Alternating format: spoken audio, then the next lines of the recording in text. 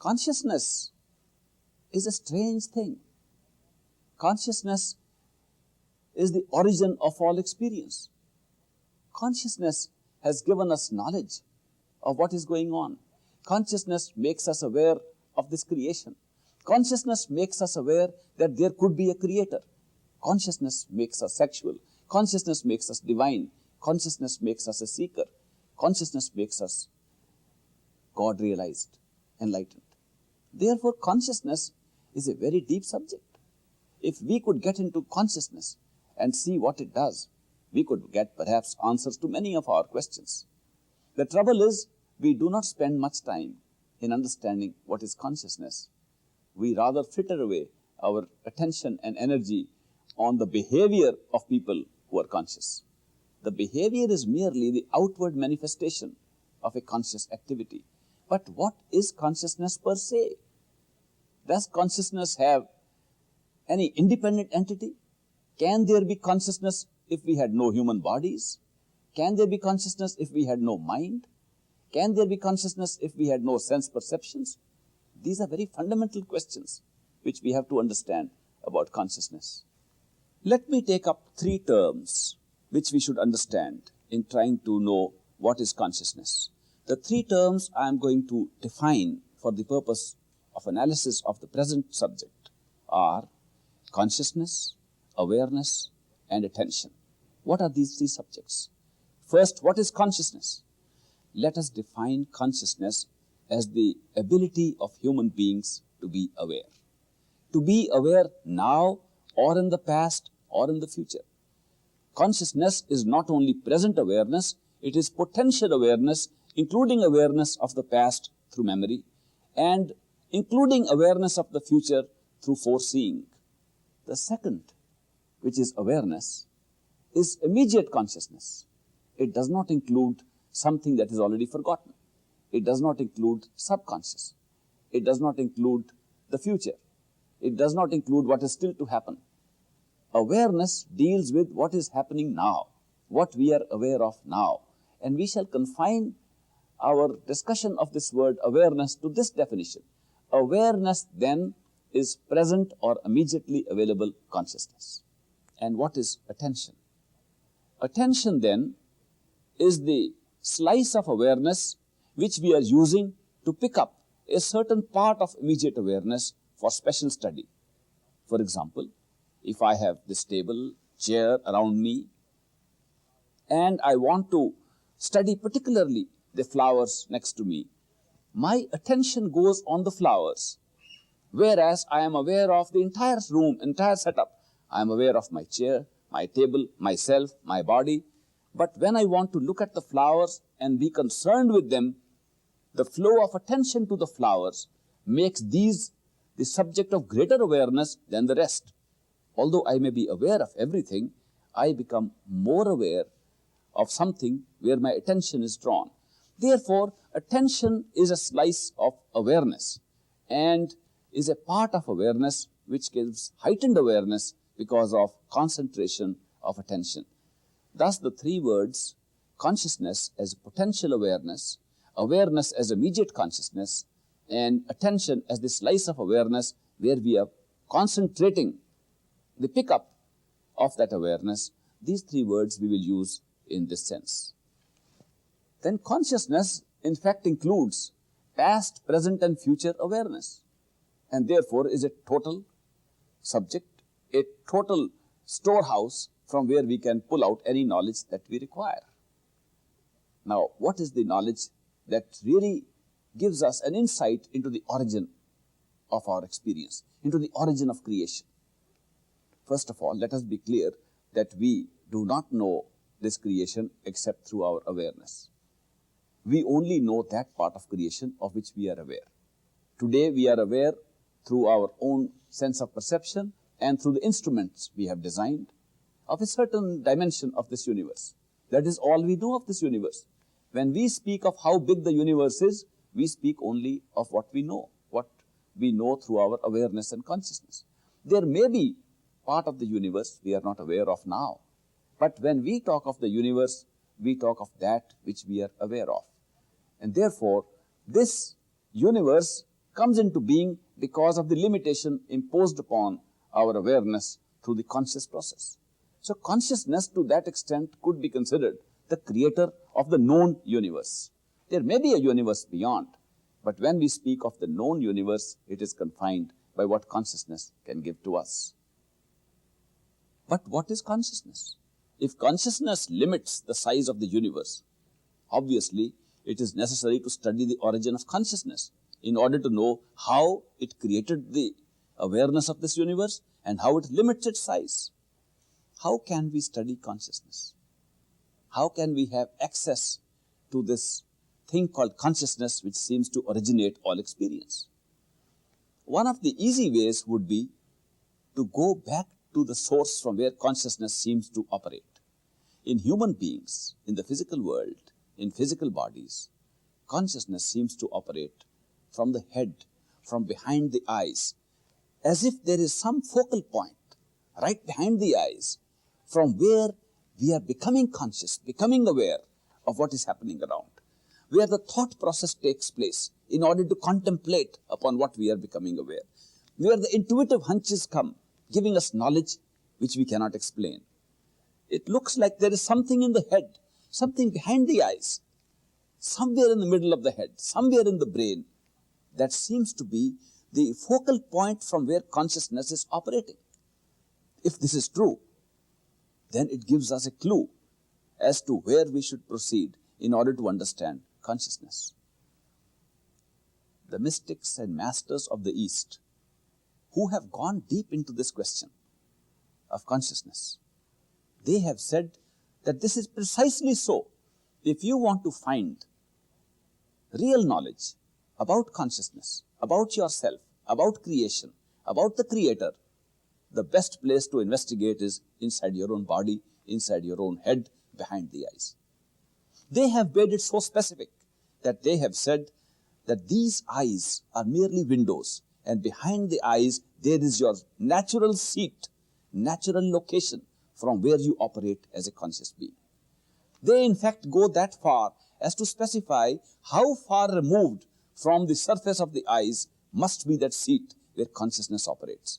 And they give an example like this. They raise their hands and they said, here are the two fingers. If the tips of the two fingers represent the eyeballs and you hold them like this, and these eyeballs are met at the back at a third point where these two fingers intersect. If these eyeballs also intersect in the head in a similar pattern, then the point in the center of the head, between the ears, behind the eyes, which would correspond with this point where the two fingers meet, that point must be the point from where we are apparently becoming conscious of the entire universe. Many mystics and masters have referred to that point as the third eye. Many have referred it to the single eye, from where the two eyes can merge and the power of vision can be discovered at the single eye. The third eye, the single eye, the third eye center, the natural focal point of consciousness. These are terms given to that place within the human body from where consciousness seems to be operating. And if it is operating from there, the best place to find out the nature of consciousness, how it operates, what is its reality, would be behind the eyes. Hence the importance given to meditation as a means of knowing what consciousness is. Meditation is not merely contemplation. Meditation is the art of being where we are in our natural state of consciousness in the head. A person who can withdraw attention and therefore his awareness to the center of the head, at the third eye center, at the single eye center, is said to be practicing meditation.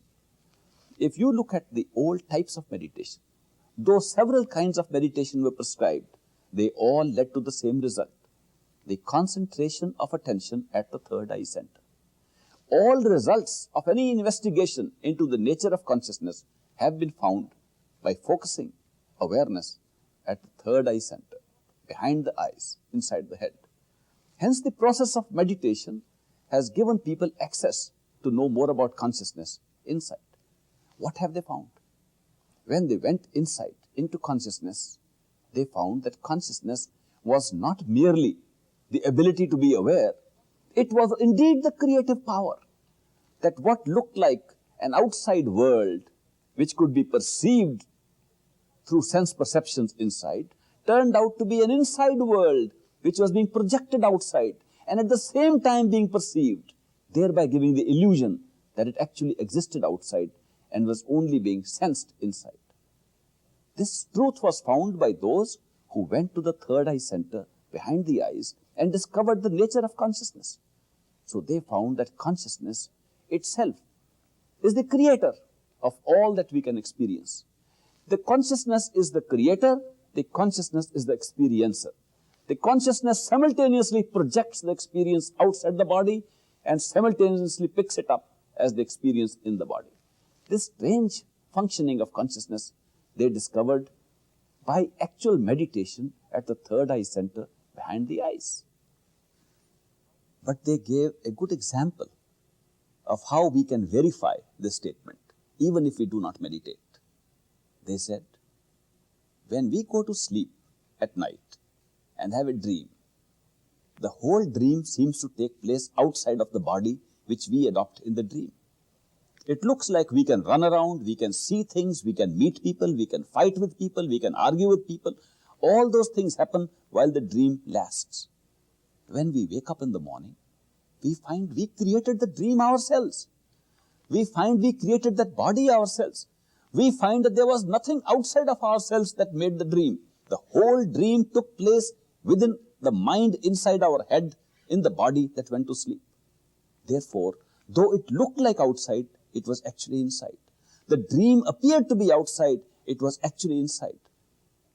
And these mystics and masters who have experimented and personally verified how consciousness functions, they tell us that this so-called physical level of creation, this physical experience of this world functions in no different a style than the functioning of a dream. This is indeed a higher self of ours, sleeping in a higher body, which is giving rise to a dream-like sequence which we call the physical experience. But physical experience looks so real. How can we find out it is dream-like? It doesn't look like a dream. Well, the answer is, the dream looks real also while we are sleeping. During the dream is as real as the physical universe. It is only when we wake up that we discover it was a dream.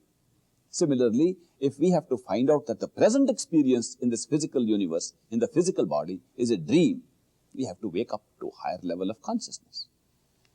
These mystics and masters have indeed woken up to higher levels of consciousness. They have not only woken up once, twice or thrice, but have woken up several times to discover that this creation is not a one-time dream, it's a dream within a dream within a dream within a dream. Therefore, you can have successive layers of wakefulness, thereby going into successive layers of true consciousness or our true nature of the self. In the ultimate analysis, they find that consciousness is a single unit. There is only one consciousness that created everything, that there is nothing besides that consciousness. And that consciousness we call God, that consciousness we call the Creator. It is from there that everything is created. Now, what process is used by consciousness to create everything? The process of creation from the absolute consciousness, the single consciousness, is the process of love. What is love? Love is the desire to be one if you are separate. Love is the overcoming of loneliness. When we are lonely and want to overcome loneliness, we need love. We need to love, we need to be loved. If consciousness was single and one, loneliness was obviously inherent in that consciousness. If loneliness was inherent, an illusion of there being company was also necessary. Consciousness, just by being conscious, has to be conscious of something, and therefore what it creates by virtue of its being conscious is the companion of consciousness. If there is a companion of consciousness, which is the creation of a conscious entity, then that companion and consciousness must have love in order to experience the extinguishing of loneliness. This is so natural that if we understand the nature of consciousness, we will find that all creation must take place through the process of love. And that is true. You will find through all the successive dreams, which we call creation of various regions of consciousness, various levels of consciousness, the same principle is applied for creation, the principle of love. Love creates a unity, a oneness between that which is divided. Divided by illusion, united by truth and realization. This has been the process at every level of awareness. Now the same process comes down all the way right into our physical lives, into the physical level of realization where we are now.